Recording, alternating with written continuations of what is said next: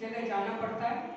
और मैं विधायक नहीं हूँ, हरियाणा स्टेट महिला की कोऑर्डिनेटर हूँ, धार्मिक और सामाजिक संगठन की।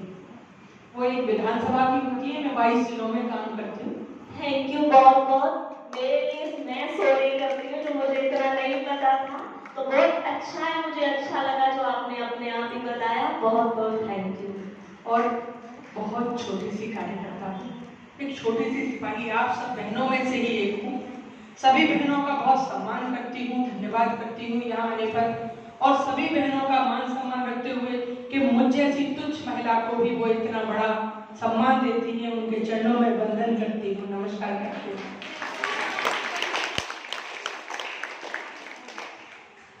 और अंतर्राष्ट्रीय महिला दिवस के अवसर पर आप सभी को बधाई तो देती हूँ क्योंकि लिखा हुआ है ऐसा, लेकिन मैं बस ये कहना चाहती हूँ कि ऐसा कौन सा दिन है जो महिला का नहीं है, क्योंकि हर रोज 365 दिन महिला दिवस होता है। सुबह की चाय से लेकर रात के बिस्तर तक महिला ही महिला होती है, चाहे नाम गीता हो, बबीता हो, सुनीता हो, बस उसके नाम से संबोधित होता रहता है, चाहे वो मायके में हो या ससुराल में हो। मैं कहीं बैठी थी तो घर में जब बेटी छोटी होती है तो कह दिया जाता है कि तुम्हें पढ़ाई में जाना है, और जब वो ससुराल में चली जाती है तो सास कहती है पढ़ाई में से आई। तो मेरी समझ में नहीं आता कि हम हैं कहाँ पे। लेकिन बाद में एक बात और कही जाती है कि जो महिला बेटी, माँ, बहन दोनों कुल की लाज को रखने वाली होती है, इसलिए उसका अपना मकान नहीं होता, घर होता है।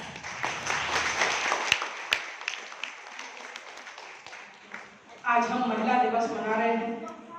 हमसे भी पहले 1909 से शुरुआत हुई एक छोटे से आंदोलन की, क्योंकि महिलाओं को सैलरी कम मिलती थी, छुट्टी नहीं मिलती थी, महिलाओं को अधिकार नहीं मिलते थे। और 1909 से फिर 1910 में थोड़ा सा और आंदोलन बढ़ा, और फिर वो बहुत बड़ा, इतना बड़ा आंदोलन बन गया कि हम लोग उसके बारे में नहीं सोच सकते, क्योंकि आज हम महिला दिवस मना रहे हैं तो वो कहीं ना कहीं हमें उनकी याद दिलाता है। महिलाओं को वोट डालने का अधिकार नहीं था। रूस में कैलेंडर था जूलियन, उस कैलेंडर के हिसाब से जिस दिन आज महिला दिवस मनाया जाता है उस दिन 23 फरवरी थी, और ग्रेगियन नाम का जो कैलेंडर था जो पूरे देश में चलता था उसके हिसाब से 8 मार्च था। जब रूस के जार ने अपनी सत्ता को छोड़ा तब जाकर महिलाओं को वोट डालने का अधिकार मिला, अपना अधिकार लिया। महिलाओं को हमेशा से दीदी जैसा कि कह रही है, मैं उनकी बात से कहीं ना कहीं सहमत हूँ। बहुत सारे जोक्स बनते हैं, आज मैं कोई भाषण नहीं दूंगी, मैं वो बोलूंगी जो हम घर में सहते हैं। इतने जोक्स बनते हैं, पहले सरदारों के ऊपर बनते थे, अब ट्रेंड में महिलाएं आ गई हैं। आप देखती होंगी हमेशा। एक मैं जोक देख रही थी तो उसने कहा किसी ने, पड़ोसी ने, भाई तुम्हारे घर से इतनी जोर जोर हंसने की आवाजें क्यों आती हैं, और आज लड़ाई क्यों हुई? तो उन्होंने कहा कि जब मैं कोई गलती कर देता हूं तो बीवी बेलन मारती है, अगर मैं बच जाता हूं तो मैं हंसता हूं, और निशाना लग जाता है तो वो हंसती है, इसलिए हंसने की आवाज आती है। बोले आज क्यों नहीं आई? बोला अब उसका निशाना पक्का हो गया है। फिर बातें आती है कि महिलाओं को कहा जाता है अरे महिला ये है, जेब में से पैसे निकाल देती हैं, महिलाएं ये करती हैं, पतियों की जेब साफ कर देती हैं, अनेकों अनेक, मतलब मैं उसकी कल्पना भी नहीं कर सकती। लेकिन मैं ये कहना चाहती हूँ कि महिला को सिर्फ अपनी ज्वेलरी बहुत पसंद होती है, लेकिन जब पति को, परिवार को या सामाजिक कार्यों में कभी भी जरूरत हो ना तो वो उस चीज को भी आज मुथूट जैसे ग्रुप महिलाओं की ज्वेलरी से चल रहे हैं। बुरा नहीं मानना, हर घर की उसके लिए, अगर वो पति की जेब में से 5 रुपए निकालती है ना, उस 5 रुपए को वो कब 5000 बना देती है, और जब पति पर कोई मुसीबत आती है तो उस बची हुई पूंजी को पति को दे देती है, ना कि अपने लिए कभी बुखार के लिए वो दवाई में इस्तेमाल करती है। मैं कहूंगी आप सबसे कि जो जोक बनकर आते हैं उन पर एक्शन ले, क्योंकि महिला हंसी का पात्र नहीं है। जो सृजनहार है, जो पालनहार है, वो हंसी का पात्र कैसे बन सकती है? हम कोई ऐसी वस्तु है या व्यवस्था है? हम समाज जागरूक अपने आप को मौत के मुंह में रखकर एक दूसरी जिंदगी को जन्म देते हैं तो हम मजाक की बात कैसे कर सकते? छोटी सी पहल करने की, मैं भाषण नहीं दे रही हूँ, जो मैं देखती हूँ जहां जाकर वो आपको बताए। पूरे दिन महिलाएं, आज पहले नहीं थी जागरूक महिलाएं, बेटियों को क्यों कोख में मार दिया जाता है? जब मुगल आए, अंग्रेज आए, मैं वो बात बताना नहीं चाहूंगी यहाँ से, पर वो इतना अत्याचार करते थे उनके ऊपर कि माओ को अपनी बच्चियों को पेट के अंदर मारना। ये कोई शौक नहीं था जब कोई ऐसा चलन नहीं था, क्योंकि अगर एक माँ 19 20 बच्चे, आप पीछे जाइए, इतने बच्चे पैदा करती है तो वो बच्चे को नहीं मारेगी। लेकिन अगर बच्चियों के सामने साथ में अत्याचार हो रहा है तो कोई माँ उसको बर्दाश्त नहीं कर सकती। लेकिन कुछ चंद लोगों ने उनको अपना पैशन बना दिया कि लड़की नहीं लड़का लाओ। ये पैशन नहीं था, उस टाइम मजबूरी थी।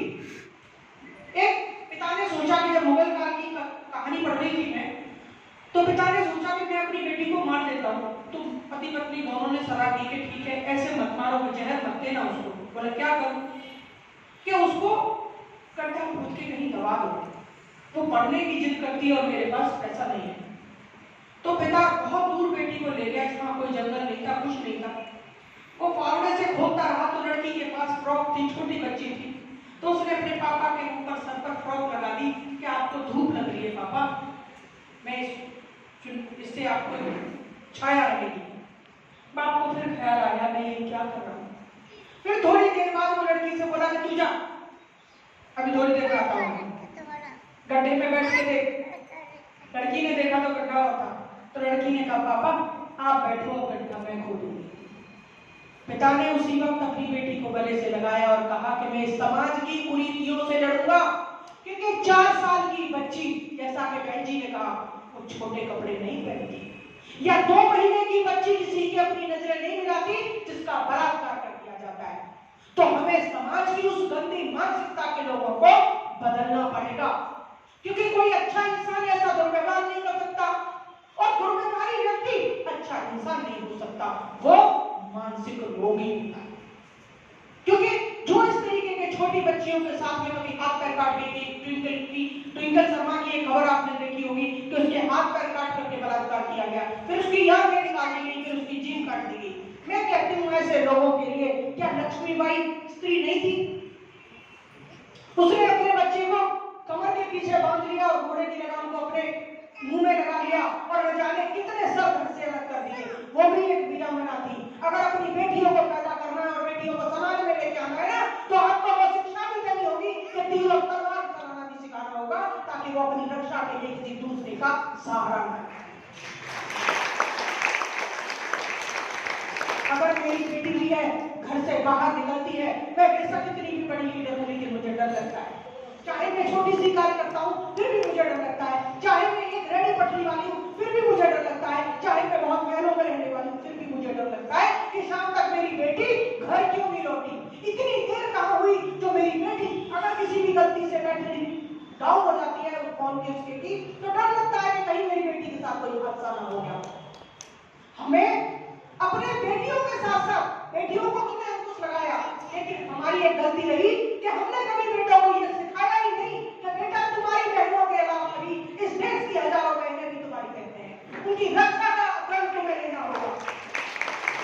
जिस तरीके से बॉर्डर पर बैठा हुआ है भाई, ये नहीं देखता कि मैं हिंदू मुसलमान हूं, सिख हूं, ईसाई हूं, उसे अपने देश के लिए जान देने का है। उसी तरीके से हमें अपने बच्चे को ये सिखाना होगा कि बाहर जाती हुई कोई भी बहन अगर तुमसे मदद मांगती है तो तुम्हें मदद देनी होगी।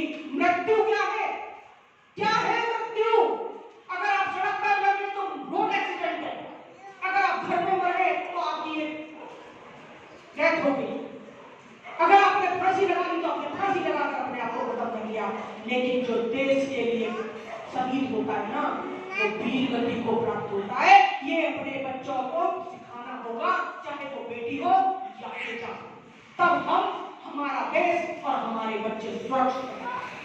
जिस देश में भारत के साथ साथ भारत माता की जय का बलिदान होता है, तो क्यों नहीं महिलाएं? पद्मावती की मूवी देखी थी, अगर पुरुषों के साथ साथ उन महिलाओं को भी वो तलवार चलाना सिखा देते तो उनसे ज्यादा शक्ति उन महिलाओं में थी। स्वामी विवेकानंद ने अपने शब्दों में कहा है कि एक पूरा दल मिलकर भी उतना काम नहीं कर सकता कि सच्ची ईमानदार और ऊर्जावान महिला उसको 1 वर्ष में कर सकती है। तो बहनों, अपनी कमर को कस लो और वो शिक्षा दो अपने बच्चों को, अपनी बेटियों को, कि वो समाज में निकलने से पहले डरे नहीं, निडर होकर, चाहे वो वीर गति को भले ही प्राप्त हो, लेकिन अपने आप को कमजोर न समझे।